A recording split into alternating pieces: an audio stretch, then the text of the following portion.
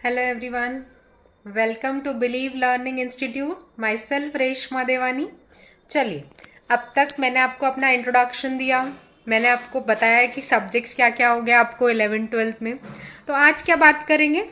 आज हम बात करेंगे कि जो सब्जेक्ट्स आप पढ़ने वाले हैं, अगर आप 11th एंड 12th स्टेट में हैं तो आप मेरे से इकोनॉमिक्स एंड ओसीएम पढ़ने वाले हैं, organisation of commerce and management.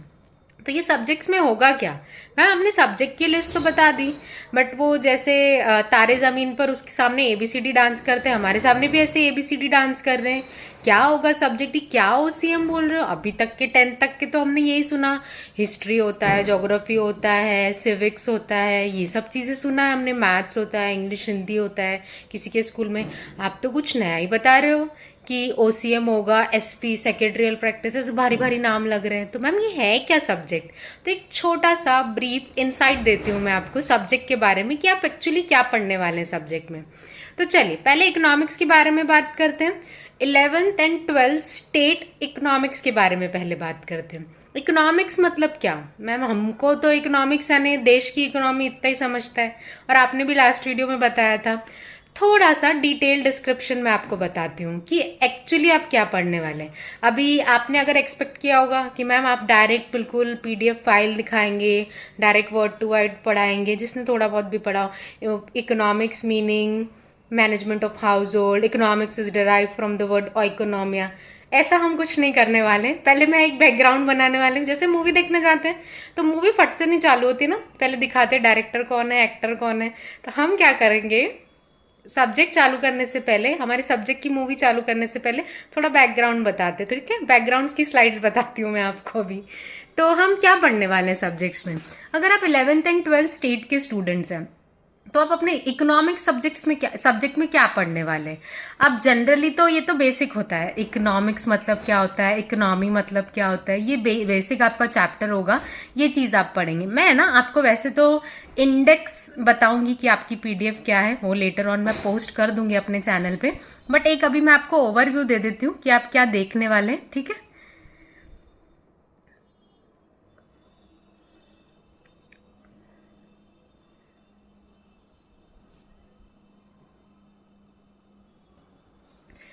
आपको टोटल 11 स्टेट है अगर आपका, तो उसमें आपको 10 चैप्टर्स रहने वाले हैं. ठीक है, वैसे ही आपको सेम 12 स्टेट में रहने वाले हैं.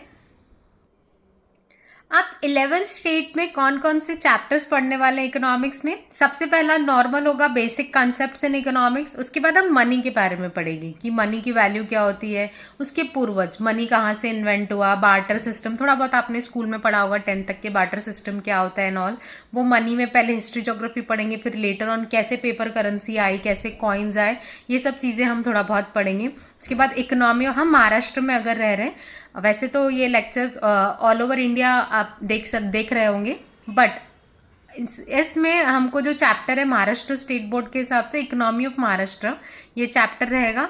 उसके बाद रूरल डेवलपमेंट ऑफ इंडिया, हमारे रूरल एरियाज, हम जब से इकोनॉमिक्स पढ़ रहे हैं स्कूल लाइफ से, रूरल अर्बन. अच्छा वैसे बहुत बार स्कूल में कन्फ्यूजन होता है रूरल एंड अर्बन में. ठीक है, बहुत सारे बच्चों को होता है, कोई नहीं, नॉर्मल बात है. रूरल मतलब गांव, विलेज, अर्बन मतलब शहर. तो हमको रूरल डेवलपमेंट कैसे हुआ, वो सब चीज़ों के बारे में पढ़ना है. हम आप ऐसे चैप्टर्स के नाम बताते जा रहे हो, एक के बाद एक के बाद एक. आपको सारे चैप्टर्स के नाम याद है? अब कोई बोलेगा बाय डिफॉल्ट टीचर हो तो आपको याद ही होगी, नहीं याद है मुझे. ठीक है, 1 to 10 पूरे चैप्टर्स के नाम याद नहीं करें, वो रट्टाफिकेशन नहीं, वो चतुर वाला हिसाब नहीं अपना 3 इडियट वाला. मेरे सामने लैपटॉप चालू है, उसमें पीडीएफ में मैं आपको चैप्टर्स देख के बता रही हूँ. ऐसा कहीं प्रेशर नहीं है कि आपको चीज़ें बिल्कुल एकदम बाय लाइन याद है. एज ए टीचर भी प्रेशर नहीं लेना चाहिए, एज अ स्टूडेंट भी प्रेशर नहीं लेना चाहिए. ठीक है, इट्स ओके. हमको कंसेप्ट पता होना चाहिए, हमारा नॉलेज होना चाहिए. रेक्टाफिकेशन से ज़्यादा नॉलेज आपने अचीव करने पे सोचना चाहिए. ठीक है, तो मेरे सामने पीडीएफ चालू है, वो शेयर मैं आपको भी कर लूँगी, उसी में से देख के मैं चैप्टर्स बता रही हूँ. तो हम बेसिक कॉन्सेप्ट्स इन इकोनॉमिक पहला चैप्टर देखेंगे, सेकेंड मनी देखेंगे, थर्ड पार्टीशन वैल्यू एक प्रैक्टिकल थोड़ा स्टैट्स टाइप चैप्टर होता है, वो देखेंगे। उसके बाद फोर्थ इकोनॉमी ऑफ महाराष्ट्र देखेंगे, जिसमें महाराष्ट्र की इकोनॉमी के बारे में कि क्या लिटरेसी रेट है, क्या पॉपुलेशन ग्रोथ है, कौन कौन सी एजुकेशन चीज़ें हैं, कैसा हमारे यहाँ सिस्टम है, ये सब चीज़ें। रूरल डेवलपमेंट, रूरल एरियाज यानी विलेज का डेवलपमेंट एंड ऑल देखेंगे हम। पॉपुलेशन ऑफ इंडिया, पॉपुलेशन तो बाय डिफॉल्ट टॉपिक होता ही है, आप जब जब इकोनॉमिक्स पढ़ोगे तो पॉपुलेशन, ये आपने स्कूल टाइम में ज्योग्राफी में भी पढ़ा होगा। अनएम्प्लॉयमेंट इन इंडिया, इकोनॉमिक्स में अनएम्प्लॉयमेंट एंड पॉवर्टी, ये बेस्ट टॉपिक होते हैं। मैंने जितनी भी पढ़ाई की है एंड तक के मैंने ये टॉपिक्स पढ़े हैं, तो आपको भी पढ़ने हैं। जब तक है जान वाला किस्सा है ना, तो अनएम्प्लॉयमेंट एंड पॉवर्टी जब तक आप इकोनॉमिक सब्जेक्ट पढ़ेंगे ये आपको पढ़ना ही चाहिए। उसके बाद economic policy of India since 1991, ये आपका 9th चैप्टर है। 1991, वैसे तो डिटेल चैप्टर जब पढ़ेंगे, 1991 इंडियन इकोनॉमी में रिमार्केबल ईयर है, क्योंकि 1991 ईयर में ऐसी बहुत सी पॉलिसीज लाई गई थी जिसने इंडिया की इकोनॉमी को शेप किया है। तो उसमें से कुछ चीज़ें इन ब्रीफ हम यहाँ पढ़ेंगे।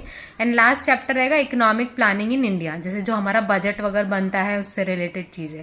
तो ऐसे ओवरऑल आपका ये 11 स्टेट का सिलेबस रहेगा। टोटल 10 चैप्टर रहेंगे, जिसका मैंने बेसिक आपको बता दिया।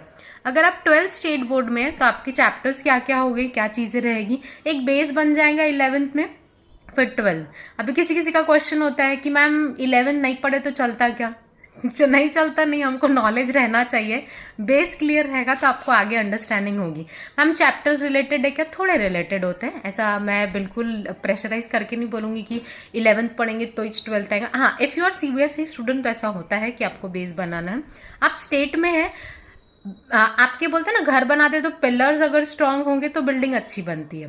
11th state and 12th state के चैप्टर्स कोरिलेटेड नहीं है, अलग अलग है, बट फिर भी हमको बेस पता होता है तो बहुत सारी चीज़ें, इंट्रोडक्शन एंड ऑल, ये सब चीज़ें लिखने में काम आती है। अभी कुछ कुछ चीज़ें आपको लग रही होगी, इंट्रोडक्शन, कंक्लूजन, की पॉइंट्स, ये सब चीज़ें हम धीरे धीरे करके समझेंगे। तो 12th में जब आप पहुंचते हैं तो आपको बहुत सारी चीज़ें बोर्ड एग्जाम वाइज पढ़नी होती है, तो उसमें काम आएगा, तो आप पढ़िए, ठीक है। अब 12th अगर आप स्टेट में पढ़ेंगे तो क्या होगा, तो भी आपके कितने चैप्टर्स रहने वाले हैं? 10 चैप्टर रहने वाले हैं। कौन कौन से रहने वाले हैं? Introduction to micro and macro economics. Macro economics, अभी इकोनॉमिक्स का मीनिंग आपने 11th में पढ़ लिया, उसको थोड़े टुकड़े करके पढ़ेंगे कि माइक्रो इकोनॉमिक्स क्या होता है, मैक्रो क्या होता है। उसके बाद यूटिलिटी एनालिसिस होता है, चीज़ों की यूजफुलनेस पे बेस्ड चैप्टर है। इलास्टिसिटी ऑफ डिमांड, डिमांड कम ज़्यादा होती है उससे रिलेटेड चीज़ें। सप्लाई डिमांड, ये वाले चैप्टर्स आप पढ़ते हैं। डिमांड मतलब मार्केट में कितनी चीज़ों की डिमांड हुई, उस हिसाब से सप्लाई कैसे हो रहा है। उसके बाद फॉर्म्स ऑफ मार्केट, मार्केट कौन कौन से फॉर्म्स के होते हैं, मोनोपोली मार्केट होते हैं, मोनोपोलिस्टिक। ये छोटा सा ब्रीफ इंट्रोडक्शन है कि आपको क्या क्या चैप्टर्स रहने वाले हैं। इंडेक्स नंबर, यहाँ पे भी एक प्रैक्टिकल चैप्टर रहेगा आपको। नेशनल इनकम, ये इंटरेस्टिंग चैप्टर है। नेशनल इनकम मतलब देश की इनकम और उसके रिलेटेड थोड़े कैलकुलेशंस होते हैं। पब्लिक फाइनेंस इन इंडिया, क्या क्या फाइनेंसेस रिलेटेड टर्म है, मतलब ये बजट वाले चैप्टर्स ही हैं, मतलब बजट इंडिया का या कंट्री का बजट जैसे होता है, फिस्कल पॉलिसीज वगैरह क्या आती है वो सब चीज़ें। Money market and capital market, यहाँ थोड़ा वो स्टॉक मार्केट, शेयर मार्केट वैसा वाला कंसेप्ट आप पढ़ेंगे। फॉरेन ट्रेड ऑफ इंडिया, ये छोटा सा चैप्टर रहेगा। फॉरेन ट्रेड ऑफ इंडिया मतलब इंडिया एक्सपोर्ट इम्पोर्ट क्या करती है और इससे रिलेटेड टर्म्स रहेगी। तो मैंने ये आपको छोटा सा इंट्रोडक्शन दिया कि आपको क्या क्या रहने वाला है 11th एंड 12th स्टेट में। दोनों में 10 चैप्टर्स रहेंगे।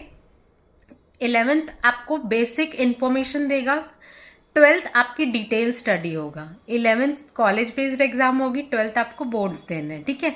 सब चीज़ों के धीरे धीरे करके मैं लेक्चर्स अपडेट करूंगी, अपलोड करूंगी। क्या पैटर्न रहेगा मेरे पढ़ाने का वो मैं आपको नेक्स्ट वीडियो में बताऊंगी। Thank you for your patience listening. Thank you.